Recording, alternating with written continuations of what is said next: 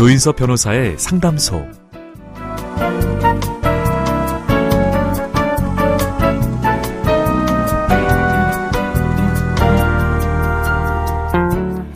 제 옆자리는 항상 여러분을 위해서 비워두고 있습니다. 차 한잔 하러 오셔도 좋고요. 어제 있었던 이야기를 하러 오셔도 됩니다. 위로가 필요한 날에는 가만히 앉아있다 가셔도 좋습니다. 혼자 고민하지 마세요. 제가 들어드리겠습니다. 속 시원하고 정확한 자문으로 법률 문제를 풀어드리는 조인섭 변호사의 상담소, 지금 바로 문을 열겠습니다. 저는 조인섭입니다.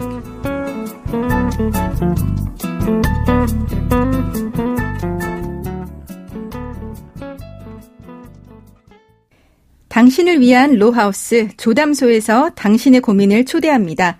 류현주 변호사와 함께합니다. 안녕하세요. 네, 안녕하세요. 저는 가사법, 상속법 전문 변호사로 활동하고 있는 법무법인 신세계로 류현주 변호사입니다. 네, 오늘은 어떤 고민이 기다리고 있는지 먼저 사연부터 알아보겠습니다. 상당한 자산가였던 아버지는 어머니를 일찍 떠나보내고 새어머니와 인생 후반기를 보내셨습니다. 그러던 중에 두 분은 모아놓은 재산을 처분하고 고급 실버타운에 고액의 보증금을 납부한 뒤에 입주하셨습니다. 해당 실버타운은 편안한 임종까지 책임진다고 했지만 막상 아버지가 콧줄을 삽입할 만큼 상태가 위중해지자 외부 병원으로 아버지를 모시고 가라고 연락해왔습니다. 저는 경제적으로 여유가 전혀 없는 상황이었기 때문에 아버지를 병원에 모시기 위해서 실버타운 측에 납부한 보증금을 돌려달라고 요청했습니다. 그러나 실버타운 측은 아버지가 돌아가셔야만 공동상속인 모두의 동의를 받아 보증금을 돌려줄 수 있다며 거부했습니다. 그래서 아버지 은행 계좌에 있던 돈을 병원비로 사용하려고 했지만 이번에는 통장을 관리하던 새어머니가 거부했습니다. 결국 저는 성년 후견 신청을 했고 1년 만에 결정을 받아 아버지 계좌의 돈을 사용할 수 있게 되었지만 이미 통장의 돈은 대부분 빠져나간 후였습니다. 그렇게 아버지는 병원을 전전하다가 돌아가셨습니다. 그래서 실버타운 측에 보증금을 돌려달라고 요청했지만 이번에는 이미 새어머니 명의로 변경돼 돌려줄 수 없다고 합니다. 저는 과연 실버타운의 보증금과 아버지 계좌에 있던 돈을 돌려받을 수 있을까요?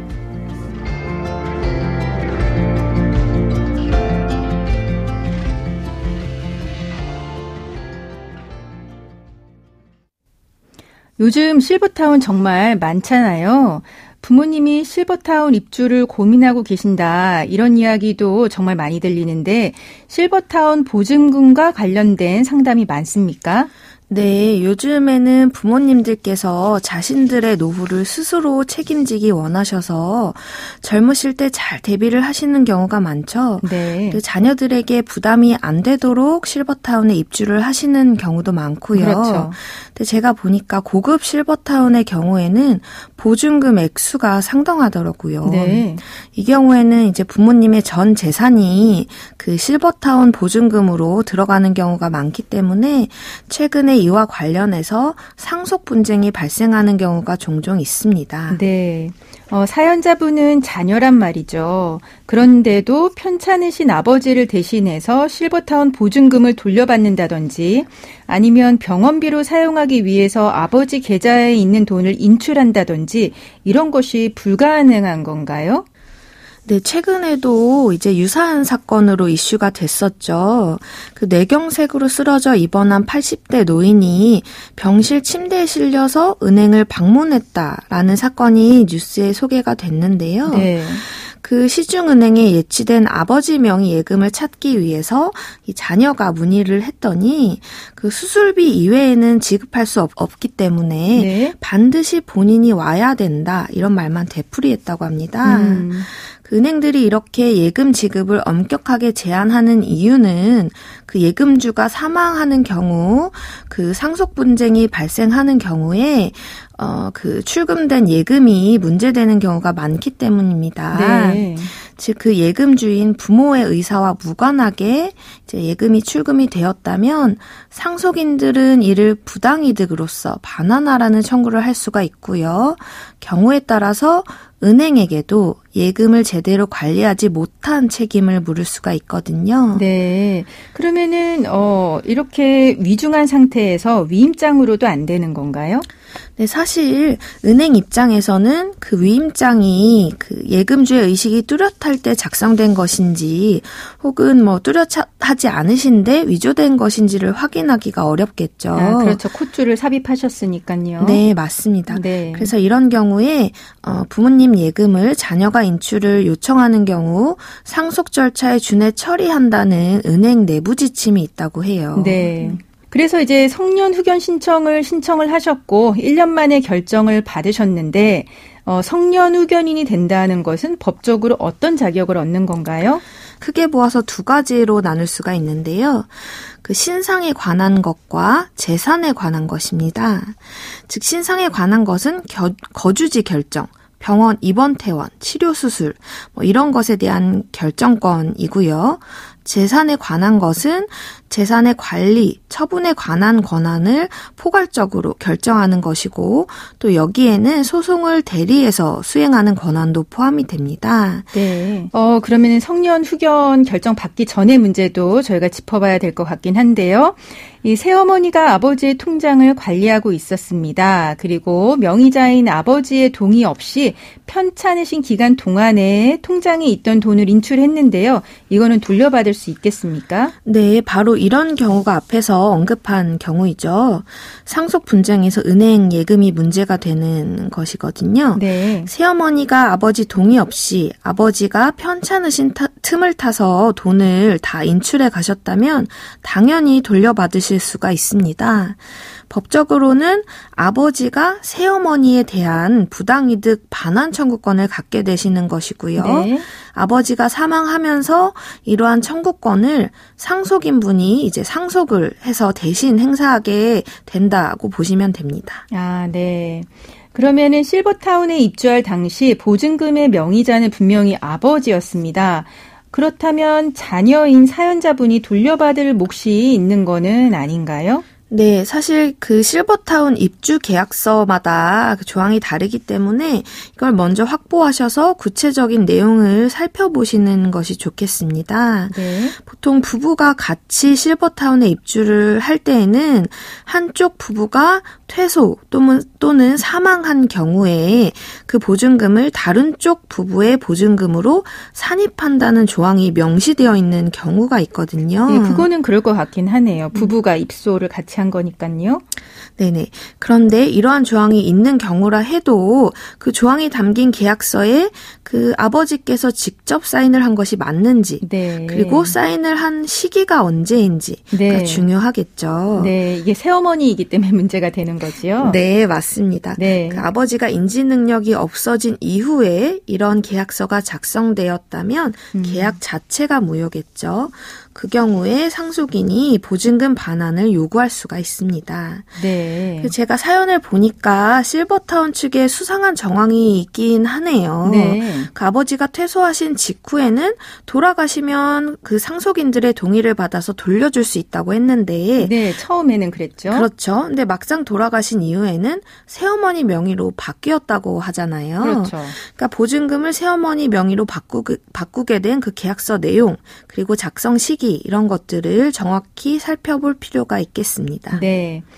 실버타운 보증금 문제가 있고 또 새어머니가 아버지 계좌에서 인출한 돈 문제도 있습니다. 사연자분은 어떤 소송을 준비해서 대응해야 할까요? 네, 부모님께서 돌아가신 경우에 상속재산 분할 심판, 유류분 반환 청구 뭐 이런 것들 중에 어떤 소송을 제기해야 하는지 헷갈려 하시는 경우가 많습니다. 네. 이제 기본적으로는 부모님 명의로 남아있는 재산이 있다면 상속재산 분할 심판 청구를 하셔야 되고요. 네. 이미 다른 상속인들이 다 가져가서 부모님 명의로 남아있는 재산이 없다면 유류분 반환 청구를 해야 됩니다. 네. 그리고 이게 원래 이제 아버지 명의로 보증금이 있는데 새어머니로 바뀌었다. 근데 그 과정에서 문제가 있다면 이거는 상속재산 분할 심판 청구로 해야 되는 건가요? 네, 그 사연에서처럼 부모님이 의사 능력이 없을 때에 다른 공동상속인이 재산을 빼돌린 것이잖아요. 네. 이런 경우에는 증여무효 소송 이런 것들 혹은 부당이득 반환 청구 소송 등의 민사 소송을 같이 하셔야 됩니다. 네, 아무래도 전문 상담을 받긴 해야 되겠네요. 네, 맞습니다. 구체적인 사안에 따라서 어떤 소송을 제기해야 하는지가 달라지기 때문에 법률 전문가의 조언을 받아서 대응하시는 것이 좋겠습니다. 네, 아버지가 의식이 없는 상태에서는 아버지를 위해서 사용하는 것이라고 하더라도 예금 인출 등은 쉽지 않기 때문에 성년후견 신청을 통해서 이런 상황을 해결해야 한다는 이야기 해주셨고요. 또 아버지가 의식이 없는 상태에서 다른 사람이 예금을 인출했다면 부당이득 반환 청구를 통해서 다툴 수 있다고 해주셨습니다. 그리고 실버타운 입주 계약서 내용은 자녀들도 꼼꼼히 확인해야 한다는 것이고요. 만일 문제가 발견된다면 아버지 사망 이후 상속재산 분할 심판 청구나 유류분 반환 청구 등을 통해서 다툴 수가 있는데 아무래도 법리적인 부분이고 여러 쟁점이 있는 만큼 꼭 전문가 상담을 통해서 해결하시라고 조언해 주셨습니다. 네, 감사합니다. 네, 감사합니다. 지금까지 류현주 변호사와 함께했습니다.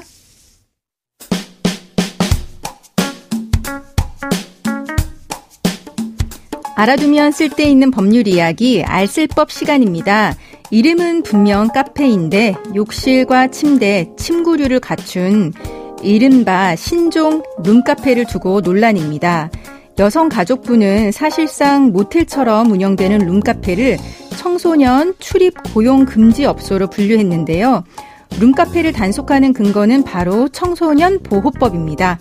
그런데 룸카페 단속을 둘러싸고 청소년을 보호하기 위한 보다 구체적인 고민이 부족하다, 이런 지적이 나오고 있는데 그 이유는 무엇일까요?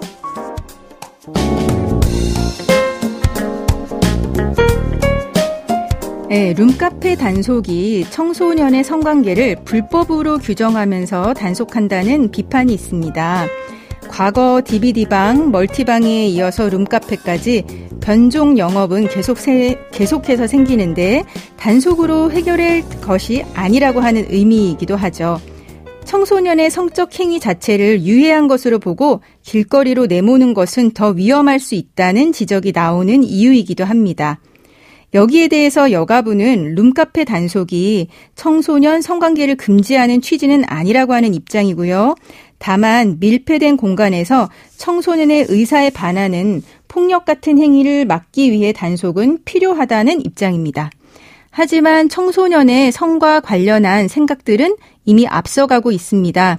이런 청소년의 성적 욕구를 건강하게 해소할 수 있는 방안은 고민하지 않은 채 무조건적인 단속과 규제를 하는 것은 맞지 않다는 비판이 있는 겁니다. 청소년의 성적 행위가 통념을 벗어나지 않는 공간에서 안전하게 이루어지도록 어른들이 고민하고 교육시킬 필요가 있습니다. 조인섭 변호사의 상담소, 조담소는 언제나 당신과 함께합니다. 끝곡으로 에드 쉬런의 슈퍼마켓 플라워 들려드리면서 저는 이만 인사드립니다. 지금까지 로이어 조인섭이었습니다.